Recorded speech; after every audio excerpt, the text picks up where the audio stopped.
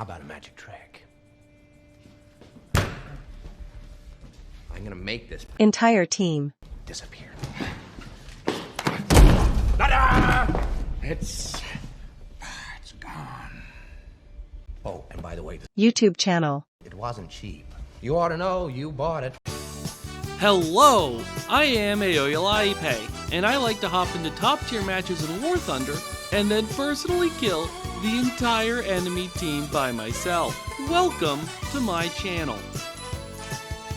Oh yes, the top tier squadrons of VPO, ITRA, and COVT. There also used to be another one in there, started with a G, they were called interns. Yeah, but they aren't around anymore. You're welcome for that, by the way. Now, many people think these squadrons ruin the game. Ruin it.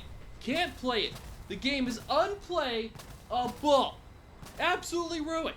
Now, personally, I don't have anything against these squadrons, but wow, do my subscribers want to watch them die in the fire of 1,000 dicks? I mean, Jesus Christ, you guys. And they feel this way because the squadrons just brutally gank them on repeat. Now, as for myself, I have this fun game I like to play with these squadrons where I will try to kill them all in a public lobby by myself without dying and then put it on YouTube, and they try to stop me. So, for example, here I have a Kronos 2000 against a 3-man VPO squad in a full up tier, and whew, they almost ran me out of gas. That will make a great video when I bother editing and doing commentary in a few weeks. There's some cool tactics to show you. But anyways, to the commenter in my last video who said it'd be more interesting to see me fight at disadvantage, there you go. Also, good job not taking the bait. That's a rare skill. Yeah, anyway, so for this video, I really had my pick of the games to show you. So, I mean, I don't even know why this guy here is complaining. I didn't even kill his team that hard. Now, the eagle-eyed amongst you might realize, hey, your squadron tag keeps changing. Is that part of some elaborate deception plan? Yes, it is. And when it came to picking one match to show you how effective it is, there was a clear best choice for reasons that will be obvious to any longtime viewer. Oh my god, it's the same map! Yeah, it's the same squad for 2. You know, this is a smaller match than last time, but you know, it's the same map, same squadron, and now I'm going to turn left and head to the same mountain, aka Mount Aoyolaipe, as I have henceforth decided that this mountain shall be named. And then I think this is the part where I'm supposed to say you should go like full Ho Chi Minh on them or something, and nightmares about terrain features. Trust me, if you're getting deja vu from this already, it'll get a lot worse. Parts of this video will be so shockingly derivative that it's original. Okay, so before I explain my evil plan, let me quickly explain the demented arms race that has led us so full circle that I can ambush the same squadron on the same map with the same terrain feature. Like, that's how you know the deception worked. Sorry to those ITRA guys, this was just too funny not to put on YouTube. Also, ITRA is no longer part of VPO. When Rainbow Voldemort went down a few months ago, ITRA and VPO basically started stabbing each other in the back, Game of Thrones style, which as a side benefit means you don't really see daisy chaining anymore. I haven't seen any daisy chainers in months, and it's wonderful. I know a lot of people hated that. You don't have to worry about it anymore. So anyways, the arms race. Okay, so basically top tier squadrons are really good at dogfighting. So rather than dogfighting them, way back when, I would just use War Thunder's terrain features to ambush them at high speed and then vanish before they could react, just like straight up Viet Cong BS guerrilla warfare. And I still do that because it's still hilariously effective. And I guess that's my cue. Welcome to Top Tier. The jungle speaks spam ram.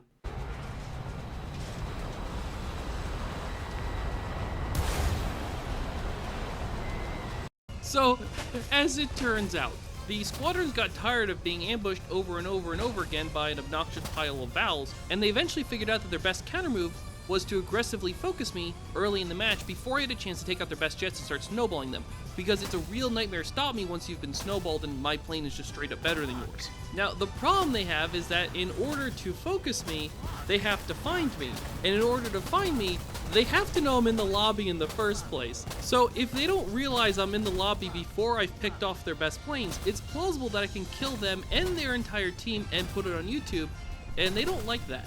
So a months-long arms race has developed around how to figure out if I'm even in their lobby to begin with. So the first thing they did was they used to start checking if anyone named Aoyolaipe was in the lobby. So then I started turning on incognito mode, which randomizes my name every single match to protect my privacy. However, it wouldn't change my squadron tag, and my tiny little squadron total only had like 12 guys in it. So all the big squadrons had to do was memorize the names of the other 11 total players and then use the process of elimination to deduce that I was in their lobby.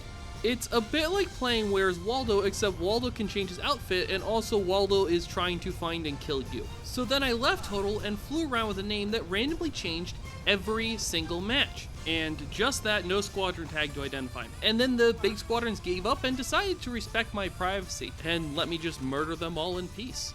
I'm just kidding. This is War Thunder. So they just memorized the privacy name generation algorithm in order to find the subset of names in each individual match that could have been generated by the algorithm, and then they use the statistics page to cross-reference those candidate names with players who only have a one-plane lineup, which is what I tend to roll with when I really mean business. Sort of play arcade like it's realistic, you know? And they also cross-reference it to look for players who are not in a squadron, which is key to narrowing it down because most players are in a squadron. Because, as you just saw a second ago, having one guy who really knows how to hide pop out from behind a hill and double tap everyone in sight with spam rams can be pretty annoying. So anyways, by statistically analyzing the statistics page, ITRA's counterintelligence specialists can identify any statistically plausible AOLIPAs in their lobby.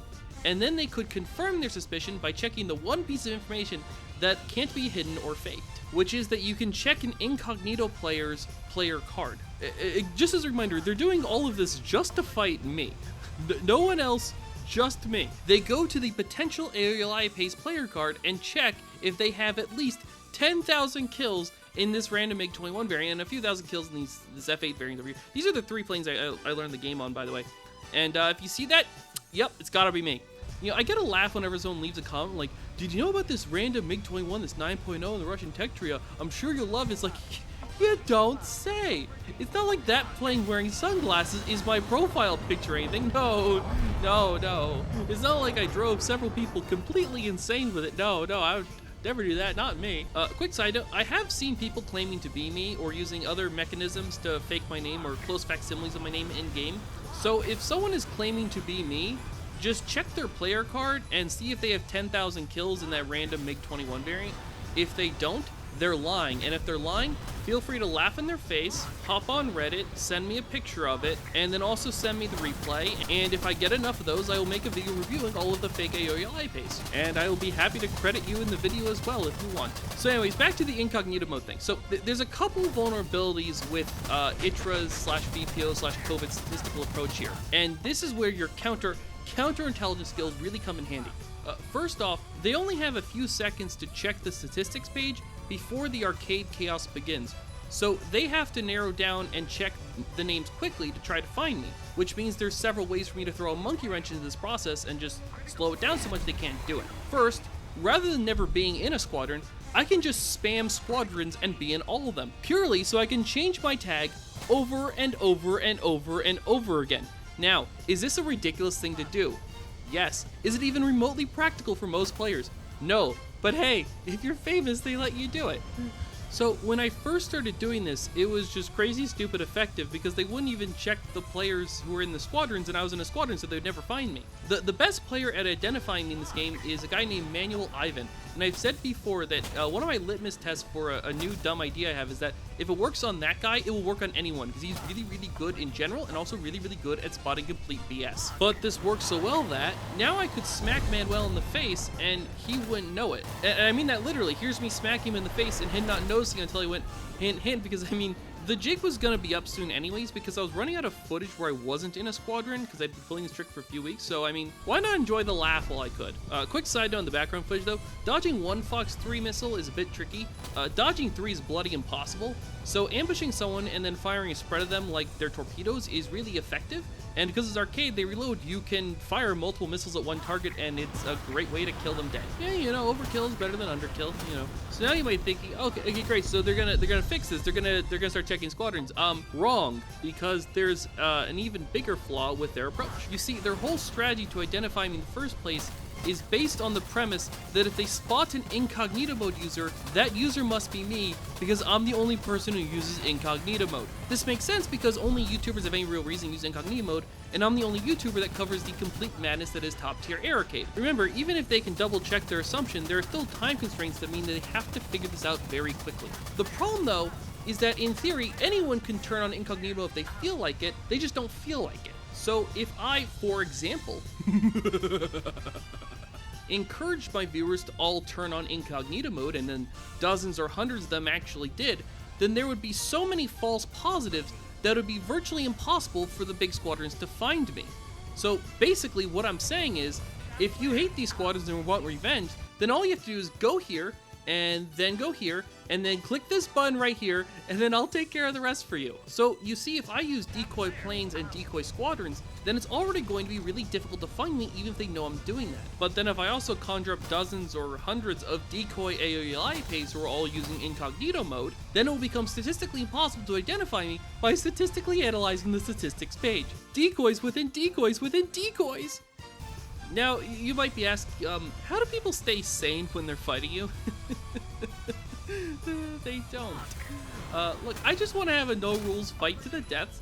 Some people can handle that, some can't. That's too bad. Look, you always have the option of tapping out and going to play realistic mode instead if you know, if this is too hard for you. Now, I know I haven't mentioned this before in this video, but it's really important, but did you know that you can fly planes in this game? Like, War Thunder has got all these cool jets and, like, realistic damage balls and stuff. Like, you can fly planes in this game. Like, you can do things other than just completely fucking with people.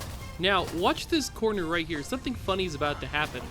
An ITRA player is gonna try to give me a taste of my own medicine and pop out from behind that rock formation to counter-ambush me. Now, why is that funny? Well, if we go back to the original Guerrilla Warfare video from February, you can see that this is basically the exact same spot that someone finally managed to stop me. And by someone, I mean Manuel Ivan. I told you were gonna get deja vu. And now we go back to this game and they tried to get me in the exact same spot. It's like a shot-for-shot remake of the original, except now I learned to, you know, check that corner. Double kill.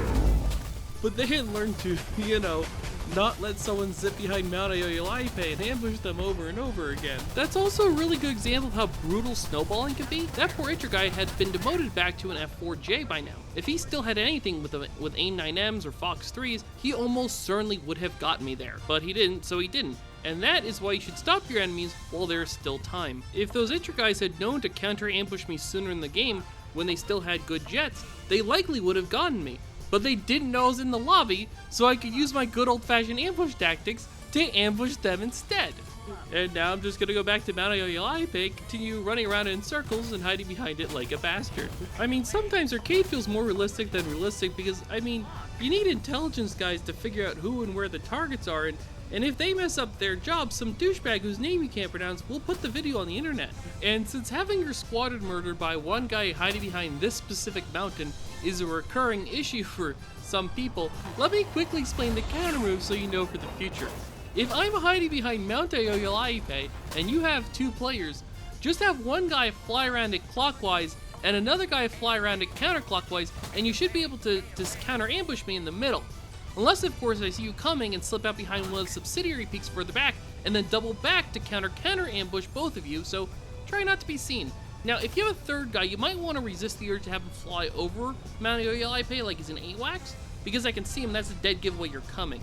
Instead, if you have three guys, you should have the third guy watch the subsidiary peaks so he can counter ambush me if I double back behind them. But again, try not to be seen, or I might cut past my own AAA cover while there's still time to get behind the canyons south of my spawn, and then triple back to counter ambush you. Man, I wonder why people hate this game mode so much. You know, it attracts a certain kind of person, that's for sure.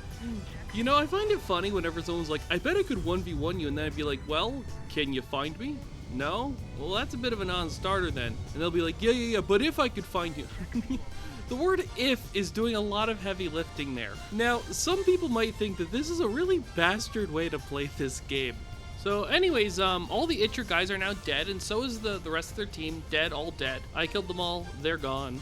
Just waiting for the game to end at this point. So at this point, I was like, you know, my squadron spamming plan worked. That's hilarious, and I'm definitely putting this video on YouTube, and they can't get me now because they're all dead, and I shot down all their planes. So I might as well spill the beans for a laugh, you know.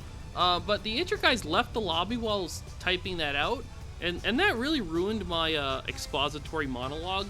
So I was like, I guess I got away with it. I'll just keep doing it then. And I got another half dozen or so VPO/ITRA lobbies before anyone, put it together. Anyways, I'd like to thank everyone who let me couch surf their squadrons. There were a lot of you. At one point, I just went into the War Thunder CC Discord. I was just like, yo, who can spot me a squadron real quick? Just like spamming them. I was under Conix DG Squadron for this game, so I'll link his channel in the description. And because it's arcade, you sometimes get second place for shooting down the whole enemy team by yourself. Bit of a funky scoring system sometimes. Anyways, thanks for watching. Don't forget to leave a like and comment to feed the algorithm. And remember, if you subscribe and ring the bell, you won't need to remember how to spell AOLI pay next time you want to watch one of my videos.